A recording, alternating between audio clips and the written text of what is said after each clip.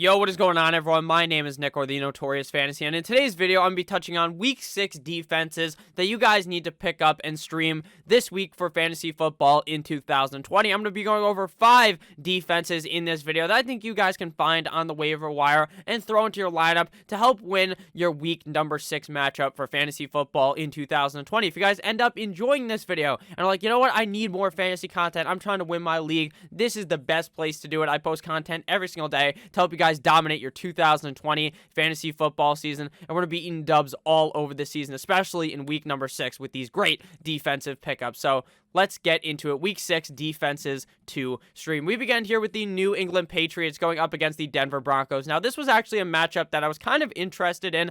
Not really all that interested in last week, but it ended up getting postponed from week 5 to week 6. The whole schedule gets scrambled around, but now we have the matchup here for week numero 6. Now, the difference between the matchup, what would have been last week versus what it's going to be this week, is that Cam Newton is likely going to be playing in this game.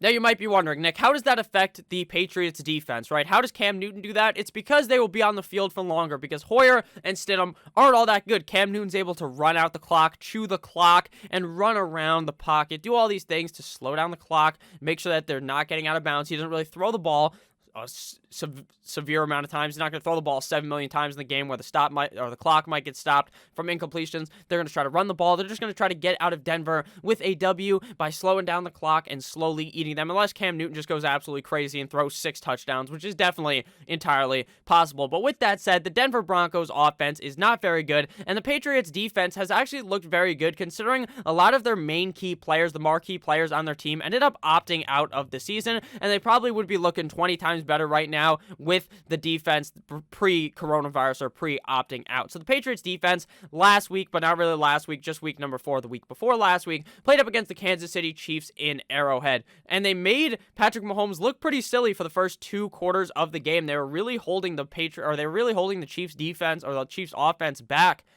very well, and then the second half, Andy Reid and Pat Mahomes must have gotten pissed off, and they scored a couple of points, but at the end of the day, the Patriots defense only allowed 20 points. They had 1 sack and 1 fumble recovery. Now, the difference between the Chiefs and the Denver Broncos is a million different things. The Denver Broncos don't really have a quarterback right now. Drew Lock may end up playing in this game, sure. If not, it's going to be Brett gripping it and ripping it, and I don't think that Bill Belichick is going to get dominated by either of those guys on the defensive side of the ball. The Jets defense, week number 4, the last time Denver played a game on Thursday night, absolutely murdered the Denver Broncos, even though they lost the game. But even in the loss, the Jets defense still looked good. They had 3 INTs, 1 touchdown, and 37 points allowed. I understand 37 points allowed is a little bit scary, but they're not going to be able to do that up against the New England Patriots. The Denver offense is just not that good to be able to defeat Bill Belichick and the New England Patriots. So I think they're going to struggle in this game, and I think the New England Patriots are an easy pickup if they're on your waiver wire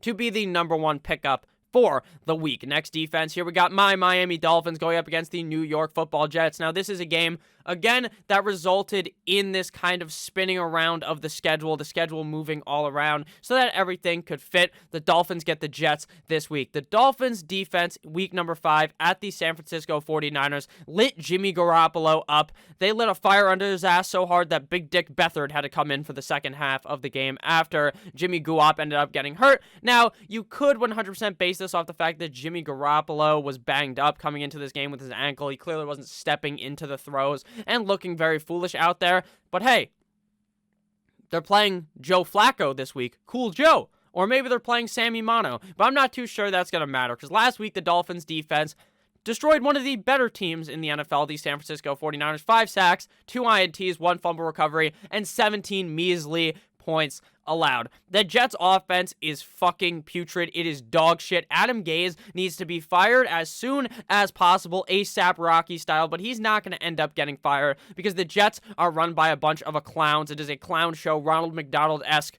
ownership in New York, so I think that the Miami Dolphins are going to be able to eat those motherfuckers for breakfast. Again, the Broncos defense, a bit banged up. They lose Von Miller. They don't really have all these pieces. Still do good up against the New York Football Jets. 6 sacks, 22 points allowed. I think we're going to see a Miami Dolphins murder here of the New York Football Jets, O.J. Simpson style. Next game here, and the next team to talk about here to pick up is the Los Angeles Rams going up against the same San Francisco 49ers that we just talked about in San Fran. The last week, the LA Rams made a stew of quarterbacks Kyle Allen and Alex Smith in the game up against the Washington football team. Amazing to see Alex Smith play. Huge round of applause for him. But that offensive line, not very good. The Rams went to town on them. 8 sacks, 10 points allowed. Now, I know what you might be thinking, Nick. You know what? The San Francisco offensive line is pretty good. They will be okay up against the Rams. The answer is probably not, because the Dolphins' defensive line is nowhere near as good as the Los Angeles Rams defense. They couldn't even hold the Los Angeles Rams jockstrap. But in reality, the Dolphins destroyed Jimmy Garoppolo, like I just talked about.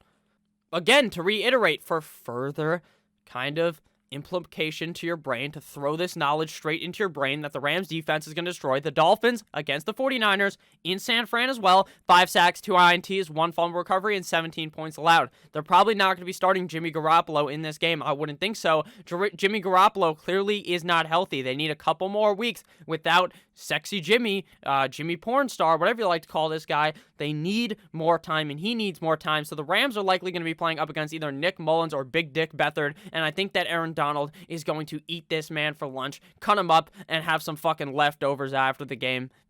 Probably not, though, because Aaron Donald will just eat him during the game and have nothing left over for afterwards. So I love the Rams defense this week up against the Niners. They're kind of in the middle here, though, because of the fact that they're not as readily available as some of these other defenses in leagues. Next defense here is the Washington football team going up against the New York Football Giants in New York. Last week, the Washington defense didn't look all that hot. Week 5 at the Los Angeles Rams, 1 sack, 1 INT, and 30 points allowed. Now, they were without Chase Young in this game, and I believe Chase Young is going to start this week. Now, they're playing up against the New York Football Giants, arguably one of the worst offenses in the NFL. Sure, that offense was able to get it going last week up against the Dallas Cowboys, but even then,